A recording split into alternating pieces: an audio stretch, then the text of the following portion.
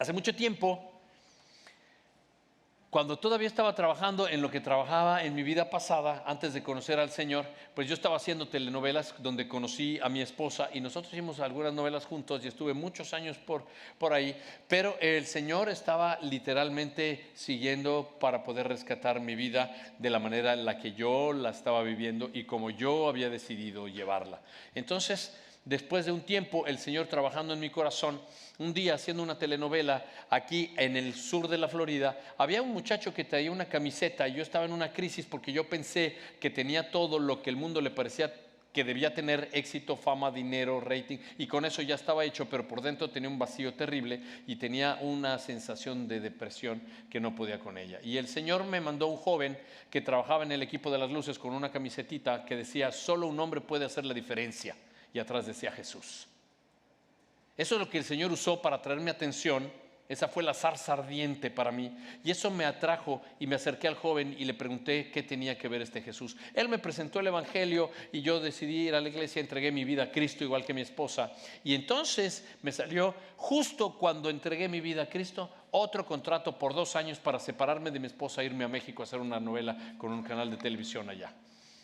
Así que estaba separado, estaba allá y entonces tenía, pues evidentemente como cristiano, todas las preguntas, un poco de oposición porque el mundo no creía lo que yo creía. Pero 2 años después, cuando estaba terminando ya la segunda novela que me quedaba del contrato, de verdad empecé a sentirme sucio y que no pertenecía a ese lugar. Y el Señor empezó a trabajar en mi corazón y usó a otro muchacho para confrontarme y darme cuenta que yo era verdaderamente un hipócrita, porque nomás decía pero no hacía. Así que decidí dejar todo aquello que no le glorificara a Dios, y cuando decidí dejar todo aquello para dedicar mi vida a Dios de manera santa, entonces ya no encontré trabajo.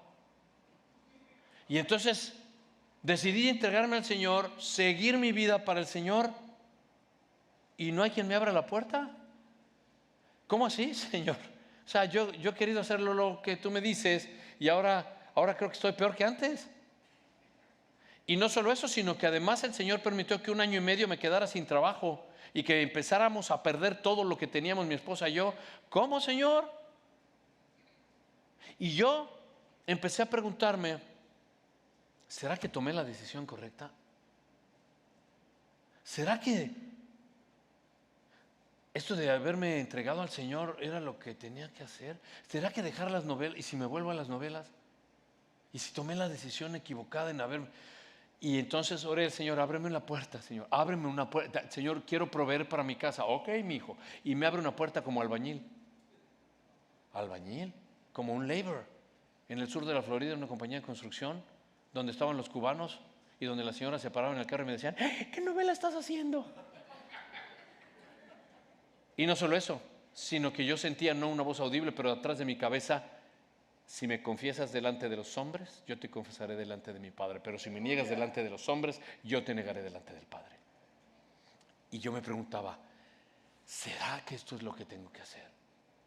Pero el Señor me empezó a usar en ese mundo de la construcción. Empecé a predicar el Evangelio a todo mundo, empecé a hacer todo y sentí: yo pertenezco a este lugar.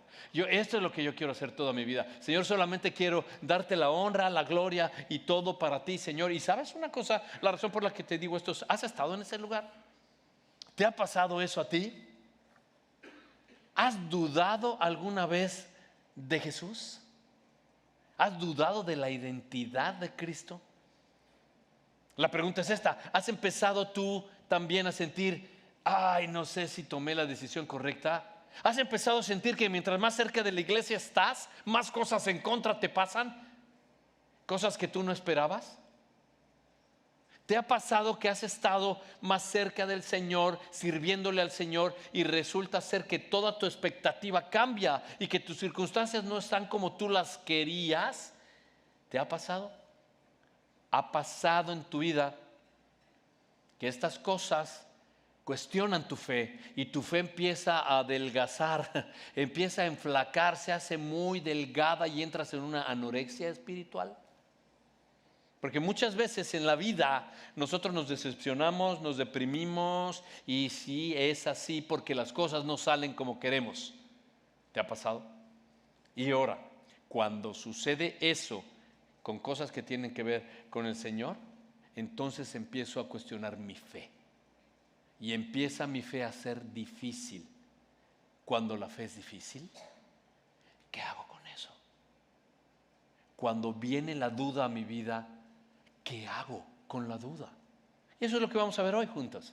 Así es que el mapa del sermón son 3 puntos muy sencillos. Vamos a aplicar el primero, lo vamos a ver en Mateo 11, el segundo en Santiago 1 y el tercero lo vamos a ver en Segunda de Reyes capítulo 4. Entonces el primer punto del sermón esta noche es el primer punto de nuestro mapa, es Jesús es todo en todo. Lo vamos a ver en Mateo 11. Y después vamos a salirnos de ahí para ver en otra área de la escritura lo que el Señor nos quiere enseñar. Pero el segundo punto es Jesús es conmigo en medio de la prueba. Y vamos a estar en el último punto. Y este último punto es Jesús es suficiente para mí. En mi insuficiencia con Cristo soy suficiente. Y no tengo nada, pero con Él tengo todo, porque cuando tenía todo, sin Él no tenía nada. Así que, amén. Así que el primer punto del sermón, ¿estás ahí en Mateo 11? El primer punto es Jesús es todo en todo. Él tiene que ser lo primero. Y si Él es lo primero, ¿qué importa que es lo segundo? Mateo 11, verso 1. ¿Estás ahí? Dice esto la palabra del Señor, leemos juntos.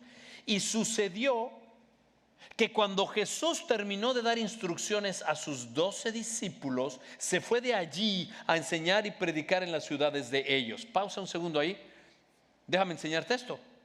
Porque Jesús terminó de dar instrucciones, sus 12 se fue. ¿De qué estamos hablando? Oh, ya entendí. Es que nosotros la semana pasada tuvimos nuestro servicio del día de la resurrección.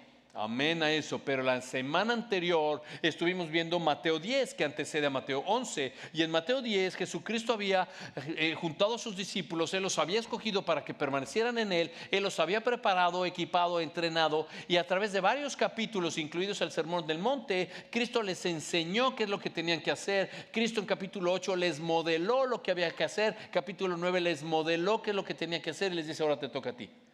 Y en el capítulo 10 los prepara y les dice es hora de ir y los envía de 2 en 2 y les dice mira que te envío como oveja en medio de lobos. Vas a tener tribulación, vas a tener opresión. A donde te estoy enviando no va a ser fácil. A donde tú vas a ir siempre habrá que estés tú en opresión y lucha. De hecho dice va a estar la religión, lo religioso, la religiosidad, el gobierno, el sistema, los hombres, la gente se van a ofender cuando tú hables de Jesús. Vas a tener esta situación, pero cuando tú me niegues delante de los hombres, yo te negaré delante de mi Padre.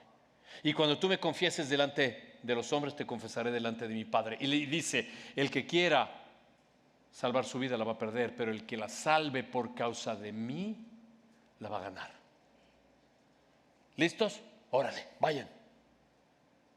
Y entonces el verso 1 dice, cuando termina de dar instrucciones y los envía, fue Jesús a enseñar y predicar en las ciudades de ellos. Ahora, ¿qué es esto de las ciudades de ellos? ¿Cuáles son las ciudades de ellos, pastor? Bueno, la mayoría de ellos eran de Galilea. La mayoría 10 de ellos eran pescadores. Es decir, la mayoría vivía en esa zona. Y Cristo Jesús empieza a hablar a estos lugares de donde eran ellos. Y quiero que vayas conmigo ahí mismito en capítulo 11, pero unos versos más adelante. Mira conmigo desde el verso 20 al 24 de Mateo 11. Lee conmigo. Verso 20. Entonces Jesús comenzó a reprender a las ciudades en las que había hecho la mayoría de sus ¿qué? Milagros, porque no se habían ¿qué cosa? Arrepentido. O sea, los reprende porque se hicieron muchos milagros y no se arrepintieron. Y el verso 21 dice, ay de ti, Corazín. Espérate, no es una falta de ortografía, no es ay de ti, corazón. No, este es Corazín. Y dice, ay de ti, Betsaida. Estos dos lugares, Corazín está una ciudad a 3 kilómetros de Capernaum. Capernaum quiere decir ciudad de pescadores, Cafarnaum. Y está también Betsaida. Y esta es una ciudad que está muy cerca del mar de Galilea. A estas dos ciudades les dice Jesucristo, ay de ti. ¿Por qué, pastor? dice el Señor, porque si los milagros que se hicieron en ustedes se hubieran hecho en Tiro y en Sidón, estas no son medicinas, son otras dos ciudades. Tiro y Sidón son dos ciudades fenicias que están en el Mediterráneo y que fueron muy perversas, muy idólatras y muy rebeldes. Y Cristo Jesús dice, hace tiempo que estas ciudades, si se hubieran hecho los milagros que se hicieron a ti, donde tú estás, Betsaida y Corazín, estas ciudades se hubieran arrepentido en silicio y ceniza. Verso 22. Por eso te digo que en el día del juicio será más tolerable el castigo para Tiro y Sidón que para ustedes. Pausa un segundo. Si tú pudieras leer en tu casa Ezequiel 28, verías todo lo que Dios le habla a Tiro. Pero aquí está diciendo algo importante. Los milagros, el evangelio fue predicado y los milagros dieron señal de quién era Jesucristo en Betsaida y en Corazín. Y dice esto: todo lo que tú viste de milagros y lo que escuchaste del evangelio no ablandó tu corazón, nunca te arrepentiste. Y esto tiene que ver contigo y conmigo hoy 2024. Si tú estás aquí y has escuchado el evangelio, cada vez que lo escuches, si tú no te rindes al Señor, tu corazón se va endureciendo y ay de ti. Cada vez que escuchas el evangelio y escuchas el evangelio y escuchas el evangelio y niegas a Jesús y rechazas el Espíritu Santo, ya no hay más que se pueda hacer. Y Cristo dice en el verso 23, hey, ¿y tú, Capernaum, acaso serás elevada hasta los cielos? Hasta el Hades descenderás. El Hades es el lugar de los muertos, hoy le vamos a decir infierno. Hasta el infierno has de descender. ¿Por qué Capernaum? Jesús dice, porque si los milagros que se hicieron en ti se hubieran hecho en Sodoma, Sodoma, hubiera permanecido hasta hoy. Verso 24, sin embargo, les digo que en el día del juicio será más tolerable el castigo para la tierra de Sodoma que para ti, porque Capernaum fue la base de Jesucristo, donde hizo muchos milagros y se predicó el evangelio y se predicó el evangelio y se predicó el evangelio, y Capernaum no se rindió. Su corazón fue endurecido, y eso debemos de tener mucho cuidado, porque el Señor dice, si tú has escuchado la voz de Dios diciendo arrepiéntete y no lo has hecho, ay de ti. Sodoma, si tú te recuerdas la historia de Sodoma y Gomorra en Génesis, depravada, homosexualismo a todo tope, una inmoralidad horrorosa. Si se hubieran hecho los milagros y predicado el evangelio como en Capernaum, ya se hubieran arrepentido. Capernaum te has endurecido, ay de ti. Volvemos al principio ahora, el verso 2. Ya está Jesucristo diciéndonos dónde fueron. Y dice el verso 2 de Mateo 11. Ojo, perdón. Si esto que nos está enseñando es que envió a los discípulos y que Jesús ha salido para ir a predicar y enseñar en las ciudades de donde eran los discípulos, pausa aquí. En este otro lado, casi que paralelo, esto está sucediendo aquí. En este lado está el verso 2.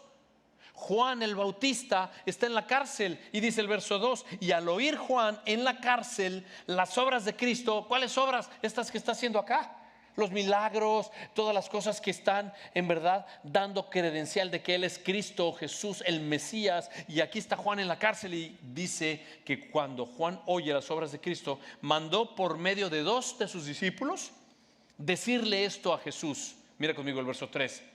¿Eres tú el que ha de venir o esperamos a otro? ¿Cómo? Juan el Bautista dice, ve y dile que si es él el Mesías o estamos esperando a otro que sea él. Ve y dile esto. ¿Y qué es lo que está sucediendo? Primero que nada vamos a ver el verso 2. El verso 2 nos pone en una situación. Juan el Bautista está ¿dónde? ¿Por qué? ¿Por qué está en la cárcel? Vamos a ver por qué está en la cárcel. Ve 2 hojitas adelante en tu Biblia, por favor, al capítulo 14 del mismo Mateo. Y solamente vamos a leer juntos desde la Biblia los primeros 12 versos. En tu casa también, si me estás viendo, ve por favor a Mateo capítulo 14. Capítulo 14, vamos a ver por qué está Juan el Bautista en la cárcel. ¿Estás 14 ya conmigo? Verso 1. Por aquel tiempo, Herodes, el tetrarca, oyó la fama de Jesús. Un segundito. Herodes el tetrarca. Esto de tetrarca en realidad se trata de un cargo que era puesto, que no era rey sino un poco menos que un rey. vamos a llamarle príncipe. Y tetrarca ocupaba un príncipe el gobierno de 4 particiones. Así que en este caso Herodes, este tetrarca, era Herodes Antipas, que él estaba en gobierno de lo que era Galilea.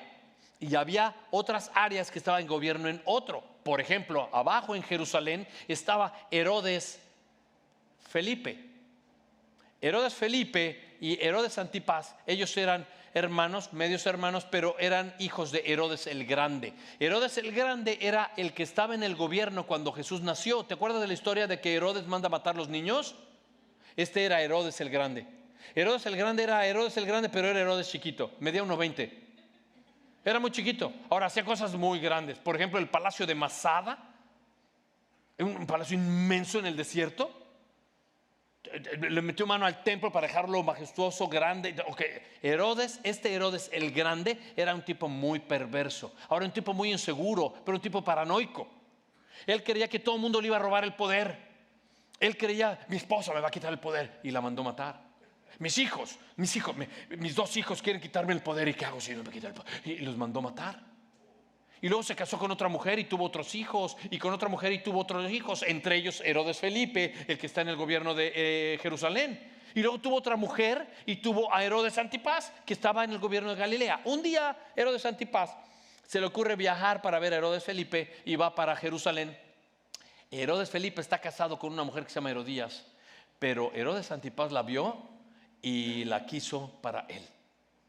Así es que Herodes Antipas empezó a tener relaciones con la esposa de su hermano.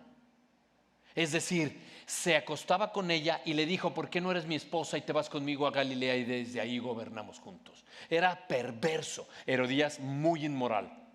Ahora, Juan el Bautista, un hombre de Dios, fue escogido por Dios aún antes de nacer.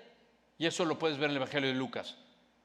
Antes de nacer, Dios ya había escogido quién iba a ser Juan el Bautista, este heraldo que iba a clamar en el desierto con voz a trueno, diciendo que iba a venir el Mesías. Y él es en el que los evangelios narran que es quien anuncia la llegada del Cordero de Dios. Ahora, este mismo Juan el Bautista confronta a Herodes Antipas y le dice, esto que estás haciendo no te es lícito.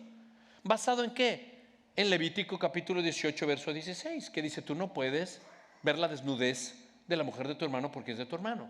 No te puedes acostar con ella, eso es lo que está diciendo. No puedes tener una relación con la mujer de tu hermano. Y eso es lo que le está diciendo Juan el Bautista a Herodes. Pero Herodes, que le caía bien Juan, a partir de ahí dijo, no. Y Herodías, la esposa de Felipe, dice, no, este no se va a salir con la suya. Así es que leamos entonces el capítulo 14, estos 12 versitos, y dice el verso 1.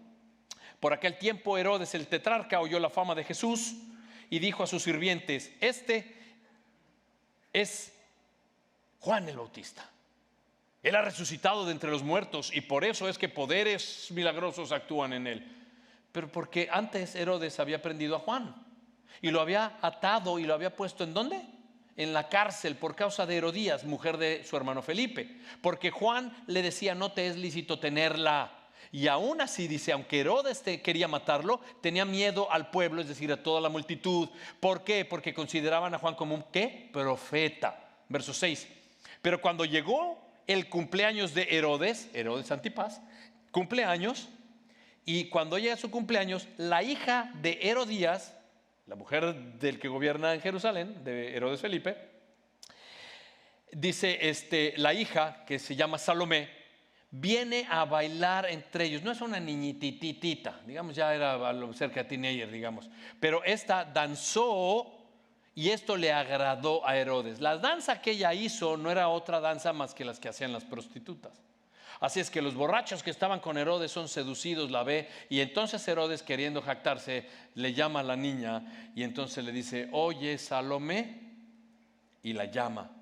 Y entonces ella se acerca y ella, lo cual Herodes le dice, te prometo con juramento darte lo que quieras. Le encanta el baile, dice, mija, me encantó tu baile, pídeme lo que quieras. Y el verso 8, ella, instigada por su mamá, Herodías, mujer inmoral, le dice, hijita, ven, pídele la cabeza de Juan. ¿Qué? Sí, la cabeza de Juan. Pídesela. Mami, cállate. Ve y díselo. Ok, mami. Y va la niña Salomé con Herodes y le dice: quiero la cabeza de Juan. Y entonces mira lo que dice.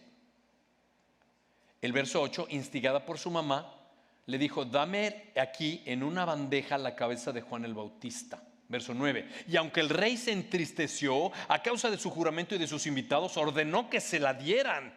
Y trajeron su cabeza en una bandeja y se la dieron a la muchacha, y ella se la llevó a su mamá. O sea, imagínate la niña trayendo la cabeza de Juan, o sea, viendo la cabeza así como, y dándosela a su mamá. Ahora sí que, ¿qué le digo? Feliz. Y se la pone ahí la cabeza. Y el verso 12 dice: los discípulos de Juan llegaron entonces, recogen el cuerpo y lo sepultaron, y fueron y se lo comunicaron a Jesús. Regresa conmigo entonces al capítulo 11, por favor. Y en el capítulo 11 entonces vemos ahí lo que sucede en el verso 2 y en el verso 3. Antes de que lo decapiten, él está en la cárcel.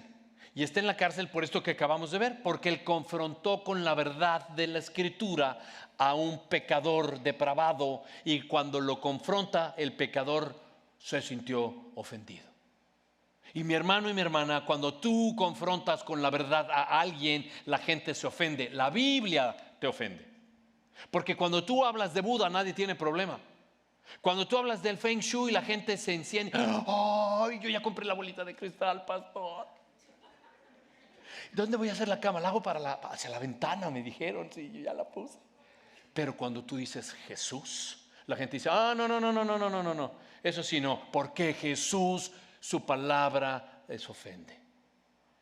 Es importante hablar de Jesús, porque Juan el Bautista habló de Jesucristo, habló de la verdad, habló de lo que la Escritura dice. La gente se ofendió y a él lo metieron a la cárcel, y Juan tiene este problema. Por eso manda a decir: ¿será que este es el Mesías? En el sentido de, espérate, si yo estoy haciendo lo que Dios me dice, que es hablar de la palabra, predicar el evangelio del reino de Dios y predicar el arrepentimiento, hago lo que Dios dice y estoy en la cárcel.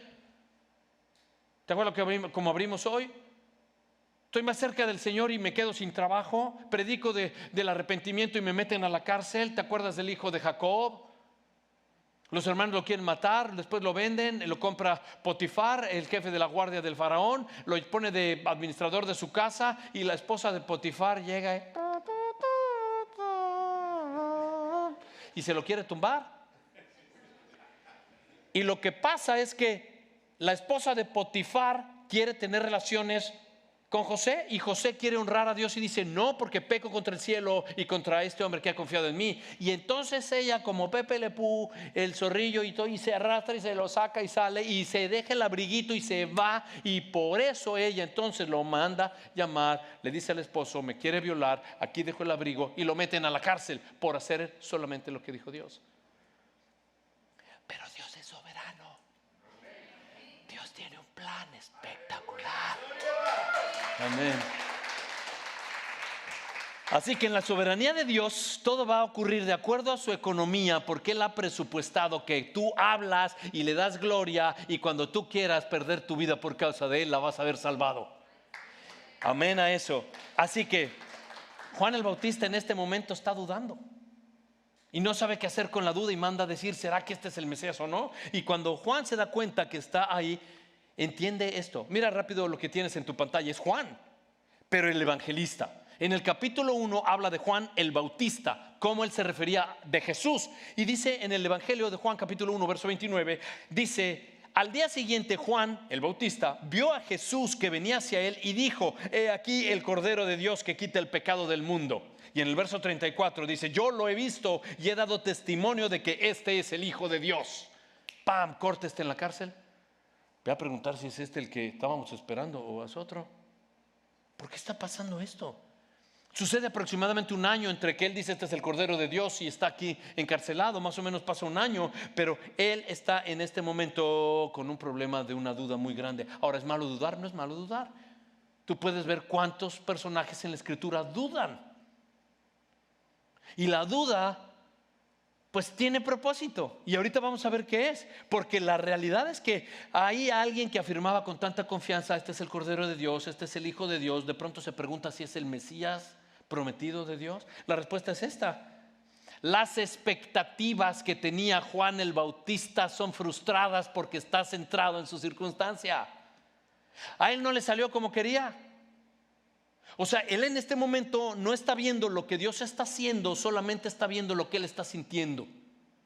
Y lo que pasa en este momento es que un hombre que tenía una valentía muy grande para predicar arrepentimiento, ¿te acuerdas lo que le decía Juan el Bautista a los fariseos? Camada de víboras, y a todo mundo los enfrentaba. Este hombre está aquí preparado para anunciar la llegada del Mesías, y hoy en verdad no entiende, tiene una duda. Mi punto es este: cada vez que tú y yo hablemos de la verdad del Señor, la gente se va a ofender.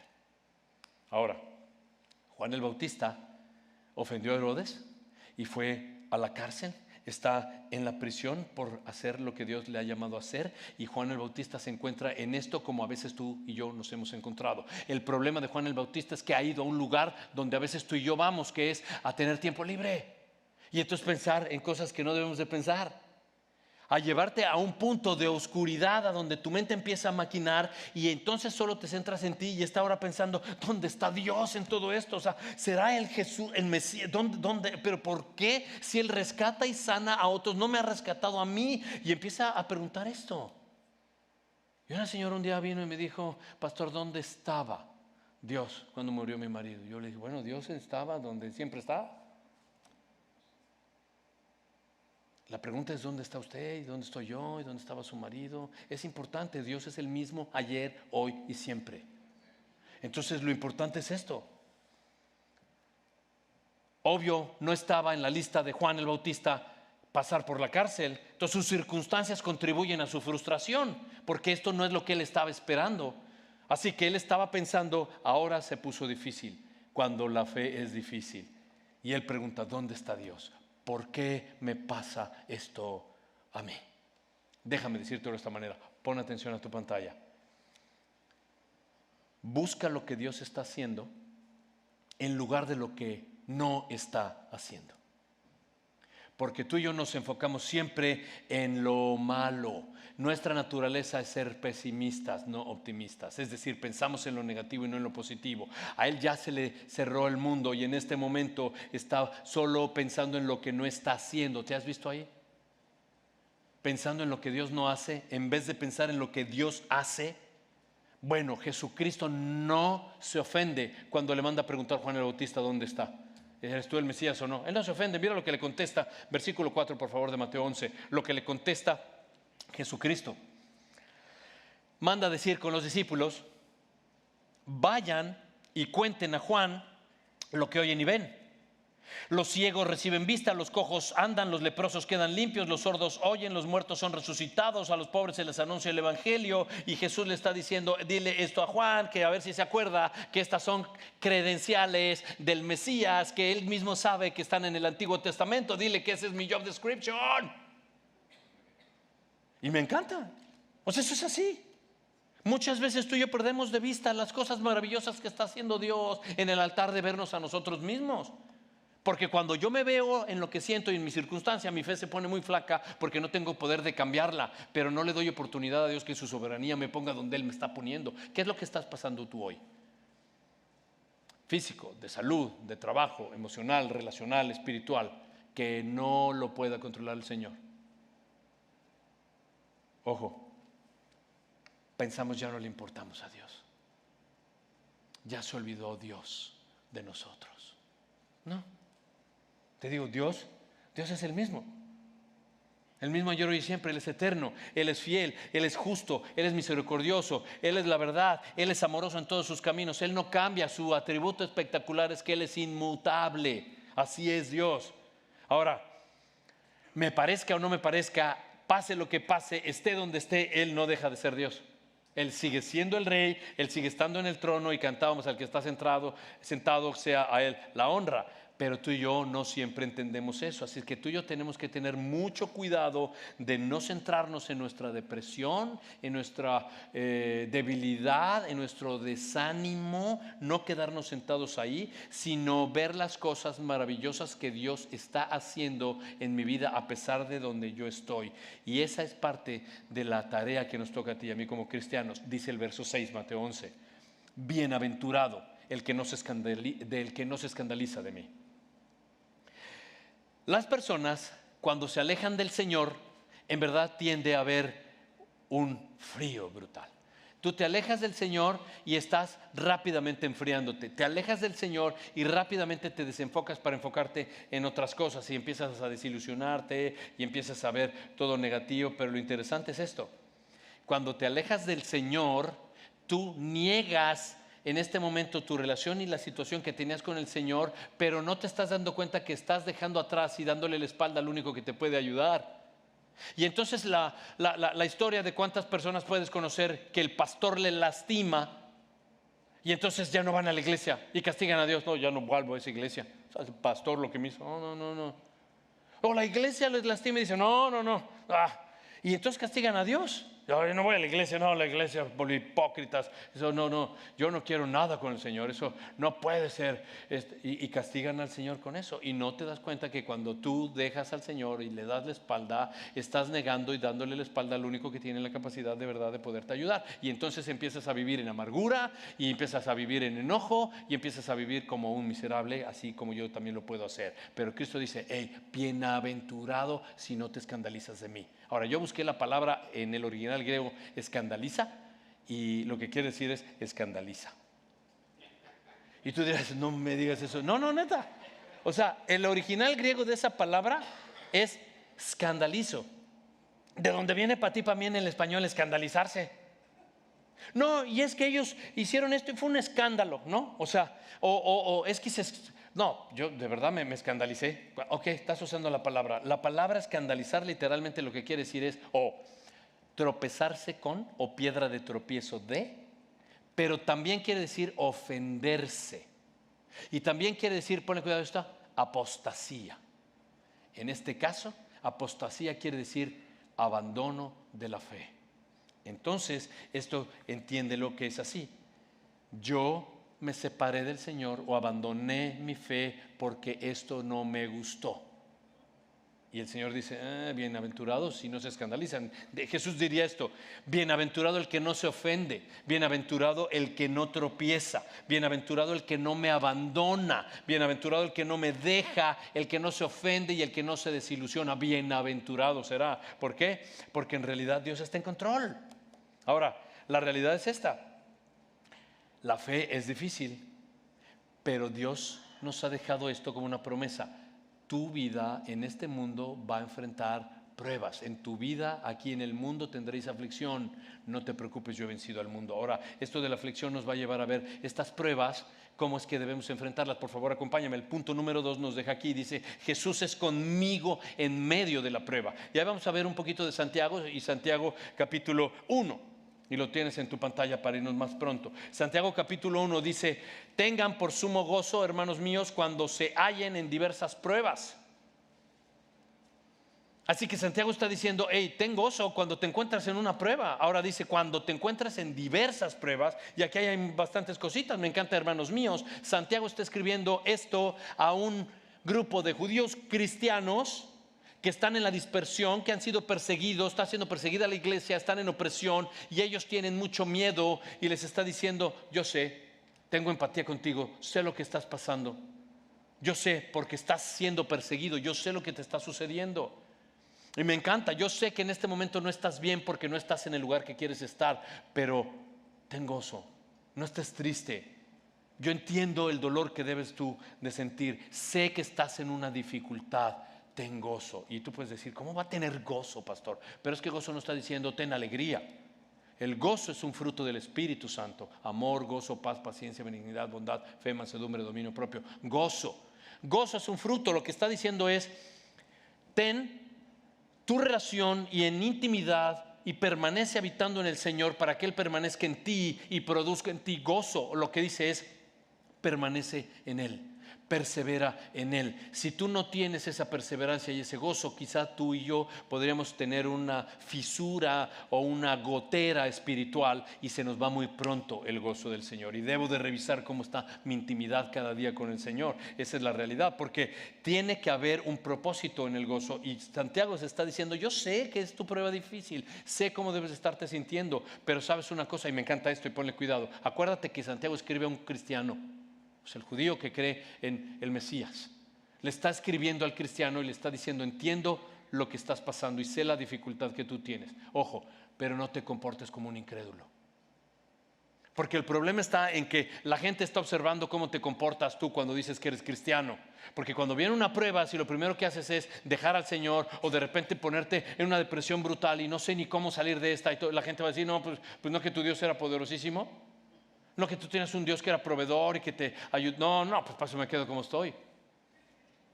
Y tú y yo debemos de ser luz y debemos de testificar que tenemos un Dios al cual cantamos y alabamos y adoramos, que tiene por encima de todo un gran poder. Él es el creador. Y Santiago dice, yo entiendo cómo debes de estarte sintiendo, pero gózate en esto. Ahora, ¿qué es esto del gozo? Literalmente puede ser la palabra contentamiento. ¿Contentamiento? Contentamiento, pastor, ¿de verdad me está pidiendo que yo esté contento cuando me corrieron del trabajo? Me está pidiendo, yo no digo contento, contentamiento es distinto, y ahí te voy a decir por qué. Si tú estás en un problema en tu trabajo, si has perdido tu salud, si estás en una situación, es que me engañaron, pastor, por eso, pero me traicionaron, ok. Si estás pasando por este tipo de pruebas, de estas situaciones, mira en tu pantalla lo que realmente quiere decir bíblicamente contentamiento. Contentamiento es la seguridad y confianza de que en medio de la prueba Dios va a cumplir lo que prometió. No importa dónde estés, Dios va a cumplir lo que ha prometido, aun si permitió que estés en el lugar donde estás. Dios nunca llega tarde, Dios nunca falla. Dios va a prometer lo que ha cumplido aún en medio de tus circunstancias. Y eso es lo que le va a dar gloria al Señor. Así es que mantente firme, permanece y entera esto. Dios es el que está obrando aunque tú no lo puedas ver. Y me encanta eso porque la realidad es que Dios está con nosotros. La Biblia dice que cuando recibimos al Señor en nuestro corazón fuimos sellados con el Espíritu. Él habita y mora en nosotros para dejarnos nosotros llevar a través de su poder cuando estemos en diversas pruebas. Ahora dice cuando estemos. Quiere decir que no es si, o sea, a lo mejor no te toca, pero si estás en una prueba, bueno, no, dice cuando estés, es que vas a estar. Es una promesa. En este mundo tendréis aflicción, en este mundo tendréis prueba. Cuando estés en la prueba, dice, cuando estés en la prueba, me encanta porque dice ten gozo, pero dice que van a ser diversas pruebas. O sea, son inevitables y variadas, pastor. Exacto. Ahora, cuando dice diversas es que quizá te enfrentes a una prueba financiera, quizá te enfrentes a una prueba espiritual, quizá te enfrentes ahorita mismo en una prueba familiar, en una prueba relacional, quizás estás mal con alguien en ese momento, quizás es tu familia, quizás es tu matrimonio, quizás es tu trabajo, quizás es el jefe. Si tú estás pasando hoy por una prueba en alguna de estas áreas, el Señor te está diciendo qué tienes que hacer en el verso 3 de Santiago. Mira conmigo en la pantalla. Primero dice, sabiendo que la prueba de tu fe produce paciencia. Me encanta esta palabra sabiendo, porque Santiago nos va a decir tres cosas, de acuerdo a este verso, tres cosas que tienes que saber si estás en la prueba. ¿Qué cosas tengo que saber? Primero, número uno, dice Santiago que la fe va a ser probada. La fe va a ser probada, lo cual quiere decir que es necesario, dice Pablo, que tú y yo pasemos por pruebas y tribulaciones para entrar en el reino de Dios. Así es que tu fe va a ser probada, porque una fe que no es probada es una fe que no es confiable. ¿Cómo vas a saber si confías o no si no ha sido probada? Es como el examen de la escuela de la vida de la fe. Tienes que pasarlo. La segunda cosa que dice Santiago es que la prueba de la fe es probada. Perdón, la fe es probada y luego dice, la prueba no es destructiva, sino benéfica. O sea, el hecho que Dios permita que estés en una prueba no te va a destruir. De hecho, remarca en esto que es una cosa que Dios dice muy claro. Romanos 8:28 dice, sabemos que a los que aman a Dios todas las cosas cooperan para bien, con el propósito de que seas semejante a Jesús. Así que no solamente vas a ser probado, sino que no te va a destruir y por último te va a ayudar a madurar. Esto sí, ponle cuidado, porque las pruebas en la mano de Dios son oportunidades. Cuando estés en una crisis es una oportunidad para ti de madurar y crecer para glorificar a Dios en medio de la circunstancia donde estés. Dios ha prometido que no es para siempre, solamente por un periodo de tiempo, porque Él va a trabajar en ti y en mí para que Él se lleve la gloria, y esa es la realidad. Lo que tú y yo tenemos que tener muy claro es que asumamos la correcta visión en el momento de la prueba, de que nosotros rendimos nuestra vida al Señor y Él ha prometido estar siempre con nosotros. Y entonces dice que si estás en lo correcto, asumido de a quién perteneces y quién está contigo en la prueba, entonces tú podrás permanecer en paciencia. Ahora, paciencia no dice que sea así como tirarte, saber el Señor ahorita que hace algo, yo voy a estar aquí paciente. No. La palabra paciencia es la palabra upomone. Upomone quiere decir perseverar aún el peso y la carga que traigas en el hombro. Y perseverar literalmente es en eso. ¿Qué hacemos tú y yo cuando viene una prueba? ¿Qué hacemos tú y yo cuando viene una aflicción? Tú y yo lo que hacemos en la carne literalmente es correr. Tú y yo cuando viene una prueba lo que hacemos es huir, no enfrentarla, huimos, nos escondemos, nos quitamos, no la asumimos y no crecemos y no maduramos. Estas actitudes no son de un hombre espiritualmente maduro, pero es que ¿sabes qué? Huimos de la prueba, no nos gusta enfrentar una prueba así, pero Santiago dice tranquilo, cuando venga la prueba, cuando venga la aflicción, cuando venga la crisis, permanece en el Señor. Y eso es la paciencia, es decir, es la seguridad de que podemos esperar en las promesas que Dios ha dicho que va a cumplir, no solo en lo bueno. Job diría que solo podremos recibir lo bueno del Señor y no lo malo. Dios va a permitir que pasemos por las pruebas para salir refinados. Dios va a estar con nosotros, lo ha prometido. En el momento de dificultad y de aflicción, Él está con nosotros. ¿Por qué entonces se nos olvida que Dios ha prometido estar con nosotros? Santiago 5 va a decir, porque es que se nos olvida porque estamos solamente viéndonos a nosotros y no estamos siendo sabios. Pero el verso 5 de Santiago 1 dice, si a alguno de ustedes le falta sabiduría, pídasela a Dios, quien da a todos abundantemente y sin reproche. Sabiduría, ¿a quién hay que pedirla? A Dios. Por lo general la gente va al horóscopo. No es Walter Mercado, no es el horóscopo, no es el vecino, es a Dios. La sabiduría debemos de pedírsela a Dios, que Él la da abundantemente. Y dice, pero pídela bien para no gastar en tus deleites. Pídela no para que estés tranquilo y ya no aguante yo este sufrimiento. No, pídela para que Él sea glorificado aún en el sufrimiento. Ahora, ¿por qué? Porque Santiago dice, yo sé que es difícil, yo sé lo que tú estás pasando, lo que estás viviendo. Y quizá hoy te preguntes, pero es que ¿por qué esto a mí, pastor? ¿Por qué me tuvo que pasar esto a mí? Y Santiago dice, ¿sabes qué? Cuando estés en esa situación preguntándote ¿por qué a mí? Para poder pedir sabiduría tienes que hacer esto: acércate a Dios, pídele a Dios, ora a Dios, confía de Dios, depende de Dios, de su cuidado y protección. Eso es lo que necesitas para ser sabio. Confía en Dios, acércate a Dios, ora a Dios, depende de Dios.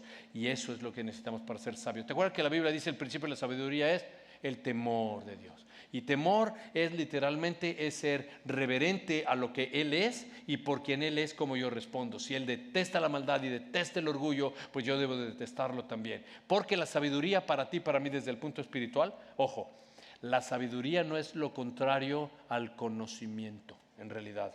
Porque el conocimiento en lo espiritual no es lo contrario a la ignorancia. El conocimiento, lo contrario no es ignorancia, es lo contrario al conocimiento, literalmente es falta de obediencia. Porque conozco la Escritura, pero ignoro lo que Dios dice y no le quiero obedecer. Y entonces no soy sabio, soy necio. Y lo que Dios nos dice es que la sabiduría es cuando tú usas todo el conocimiento. ¿Cuándo lo usas? ¿Dónde lo usas? ¿Por qué lo usas? Y nos deja en el último punto. Debo de entender que debo acercarme y depender de Dios en confianza y creyendo. Y el último punto es, Jesús es suficiente para mí. Quiero enseñarte pronto una historia en la Biblia de confianza y de fe, de una mujer que confía y cree en Dios, muy impresionante. Y esta está en Segunda de Reyes, capítulo 4. Lo vas a tener en tu pantalla, pero vamos a leer solo del verso 1 al 7.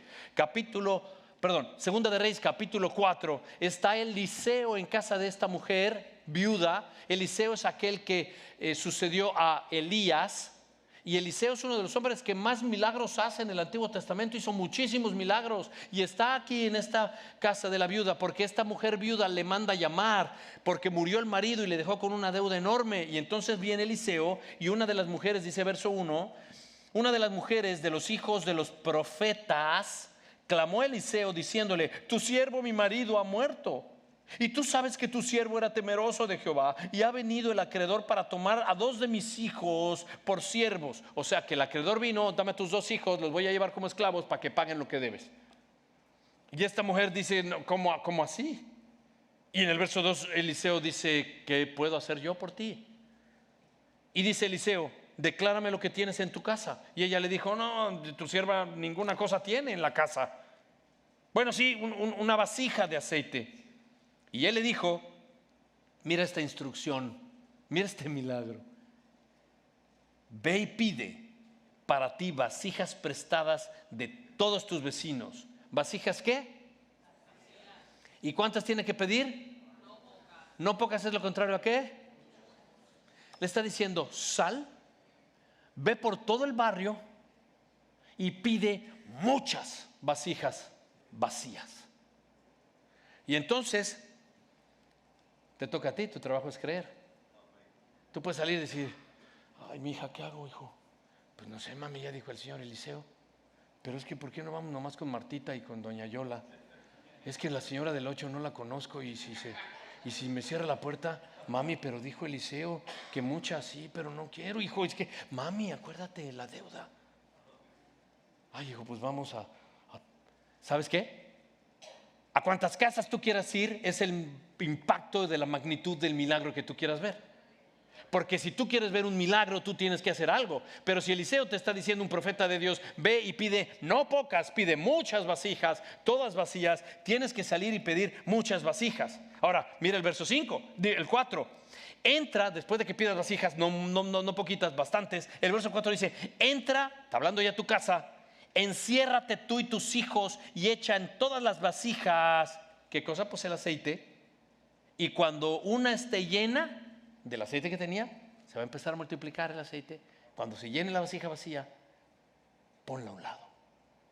Y dice, verso 5, y fue la mujer, y mira por favor en tu pantalla, y cerró la puerta encerrándose ella y sus hijos, y ellos traían las vasijas, y ella echaba el aceite. Y el verso 6, cuando las vasijas estuvieron llenas, le dijo a un hijo suyo: hijo, tráeme otra vasija. Y el hijo, ¿sabes qué le dijo? No hay más vasijas. Entonces, ¿qué pasó? Cesó el aceite.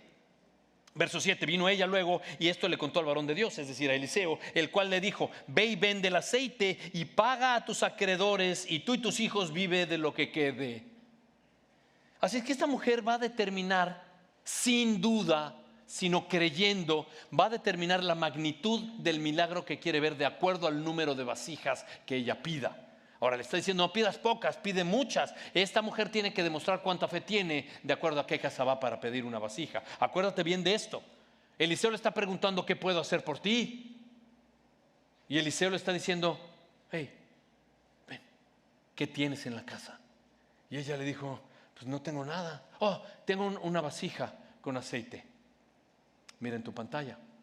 Dios quiere trabajar con lo que tienes y Él va a hacer lo demás. El niño tenía nomás 2 peces y 5 panes, y el Señor alimentó a 5,000. Así que debes de creer. Dios quiere con lo que tienes. Dios no quiere que tú en realidad tengas más. Dios no quiere que tú te perfecciones ni que... Dios lo que tú tienes lo va a usar para hacer su milagro. Y entonces, de la misma manera, tú y yo debemos de determinar ese milagro. Dios nomás te va a decir qué tienes y con eso quiere Dios trabajar. ¿Sabes qué? De acuerdo a lo que acabamos de leer, el cielo no tiene límites. Él dice que la abundante aceite fue literalmente provista por el Señor hasta que encontraba una vasija vacía. Cuando ya no hubo una vasija vacía, el aceite cesó. ¿Puedes ver ese milagro? Solo quiero que tú y yo veamos juntos esto. Este milagro nos debe de hablar a ti y a mí que Dios quiere trabajar en ti, pero tú todavía no estás vacío. Sigues lleno de ti, o sigues lleno de ira, o sigues lleno de amargura, o sigues lleno de egoísmo, o sigues lleno de orgullo. Y Dios está pidiendo, tienes que ser vacío para que yo ponga mi Espíritu Santo en ti y yo haga la obra que quieres tú ver. Y entonces, cuando tú ves esto, el aceite va a seguir fluyendo mientras tú sigas vaciándote de ti. El Señor te va a llenar. ¿Cuándo, por favor, dímelo, cuándo dejó de fluir el aceite? Cuando ya no había vasijas. Mi punto es este: en esta historia de gran fe, Dios quiere que tú y yo seamos una vasija vacía que Él llene a través de su Espíritu Santo, pero debo de vaciarme de mí. Aquí lo que vemos es que el aceite no es el problema está en la vasija, que no está limpia ni vacía.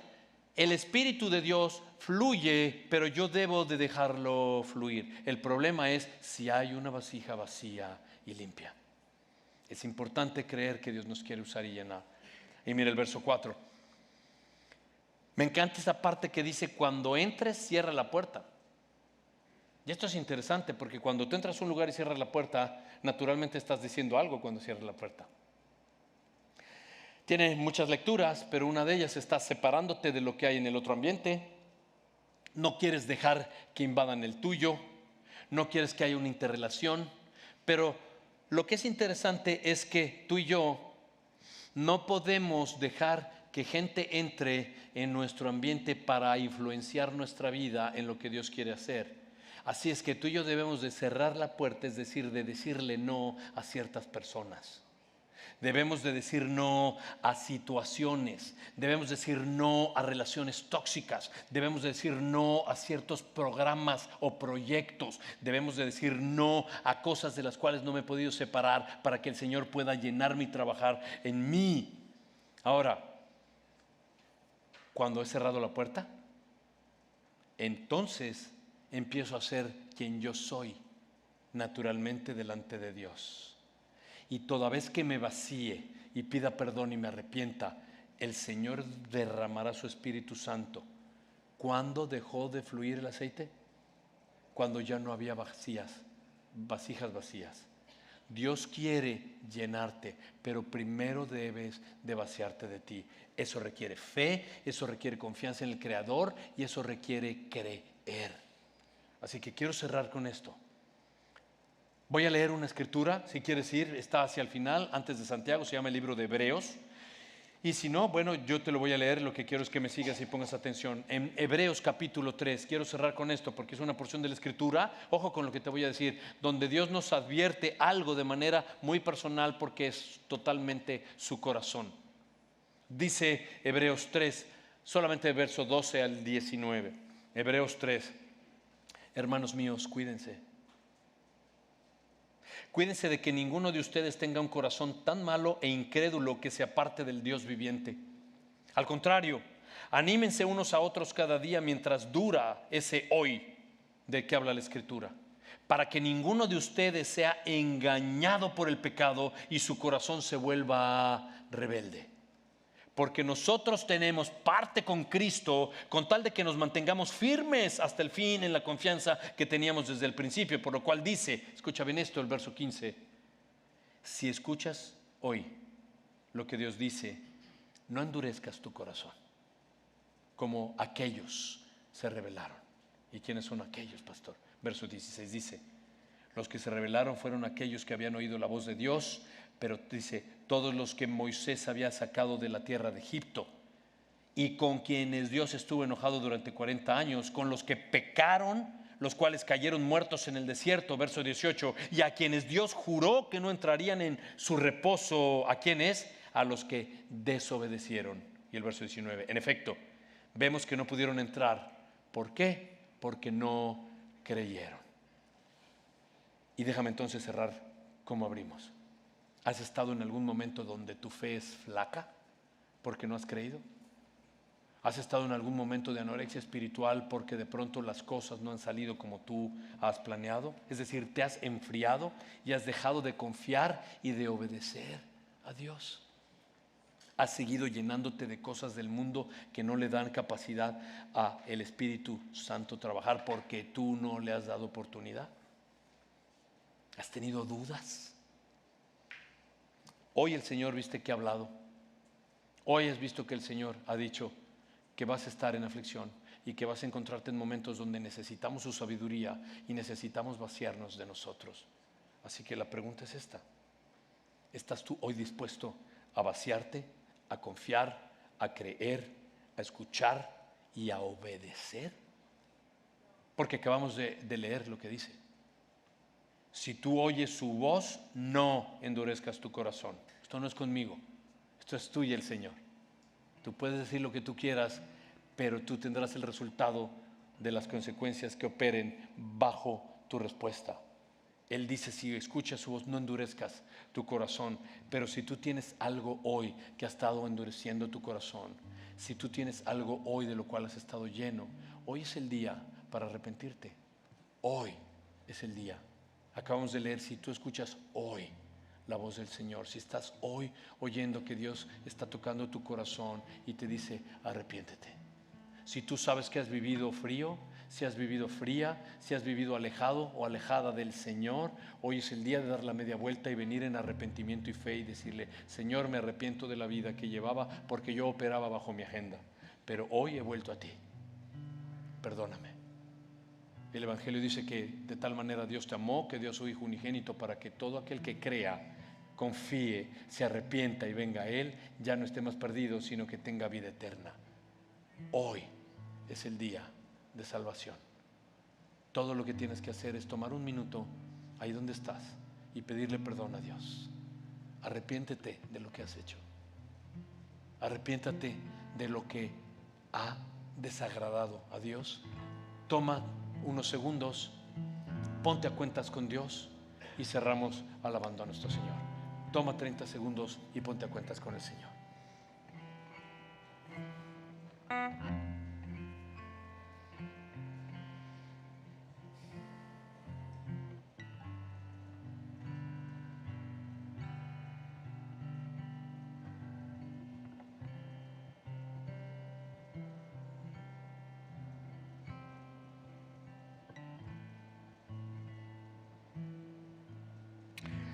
Padre amado, te damos gracias porque tú siempre hablas,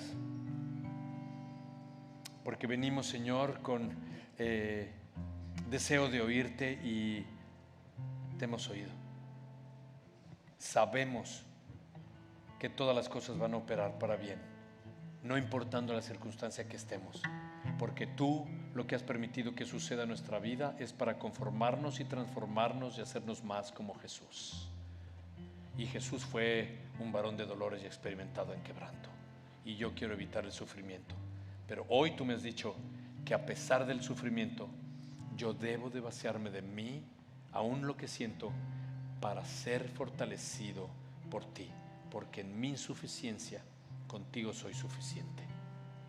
Gracias, Señor, por esta noche, por hablarnos. Y permítenos, Señor, que vayamos a casa llenos, pero de ti y de tu Espíritu Santo. En el nombre de Cristo Jesús. Amén.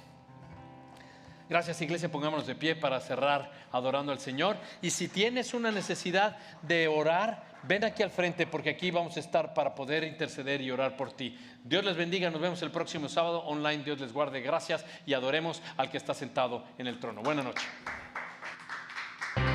Quiero ser cada día más a ti, estar en tu presencia y adorarte.